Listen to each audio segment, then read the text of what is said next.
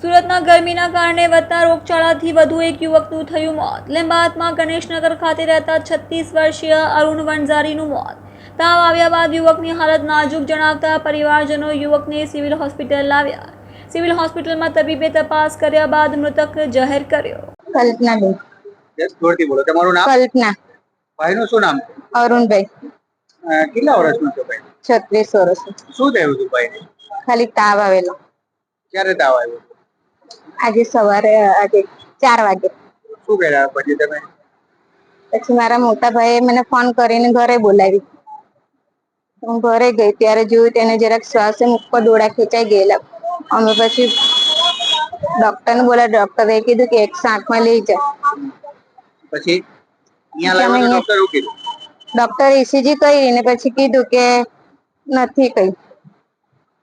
શું લાગે છે તમને? એટલે શું થયું હશે? તાવમાં કઈ થયું હશે કે પછી આ ગરમીને લીધે એવું કઈક થયું હશે?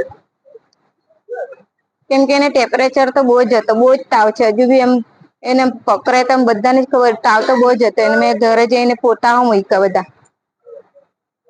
સુરતમાં કઈ જગ્યાએ પડ્યું? સુરતમાં કઈ જગ્યાએ રહો? એ ભાઈ નીલગિરી. ભાઈ તો નીલગિરી. લીંબાયત ગણેશનગર બે. તમે કોણ છો એનું? બેન.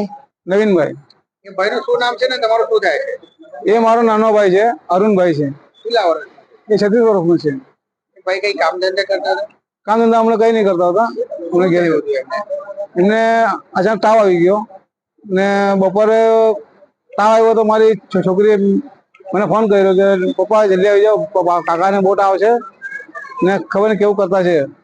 તો મેં ડાયરેક્ટ છૂટી લીધી ને ફટાફટ આવી ગયો ઘેરે. ઘેર આવીને જોયો તો એમ શ્વાસ લ્યા કરતા હતા. તો મેં આવીને મારી બેનને ફોન કરાવ્યો. મેં કહું બેટા જલ્દી આવતું, જો ભાઈ એને શું થાય છે.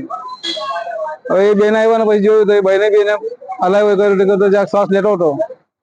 વાંઠો કરી ચાલ ભાઈ કે હવે દવાખાને લઈ જાઉં. બેને કે નહીં. કે પછી એને પછી મારી બેને 108 ફોન કરાવ્યો મારી પાસે. પછી 108 ને ફોન કરાવ્યો ને અમે 108 કરીને અહીંયા આવ્યો, સિવિલમાં આવ્યો. ડોક્ટરે શું કીધું? ડોક્ટરે ચેકઅપ કર્યું, બધું ચેક કરીને જોયું કે ભાઈ ઓફ થઈ ગયા. શું લાગે છે તમને? આ ગરમી થયું હશે? હવે એમ કહે છે કે એને ગરમી ને આ તાવના બંને ટેમ્પરેચર વધીને એના મેન્યુમાં તાવ ઘૂસી ગયો, તેથી આવું બનાવ બની ગયો. પણ હવે આ બનાવ આવો બની ગયો તો મને કઈ સમજ નહીં પડતી, કેમ કે આટલો જલ્દી કઈ માણસ એકદમ એકઠો નહીં થઈ જાય. સુરતમાં કઈ જગ્યાએ? ઉધનામાં લીંબાયત.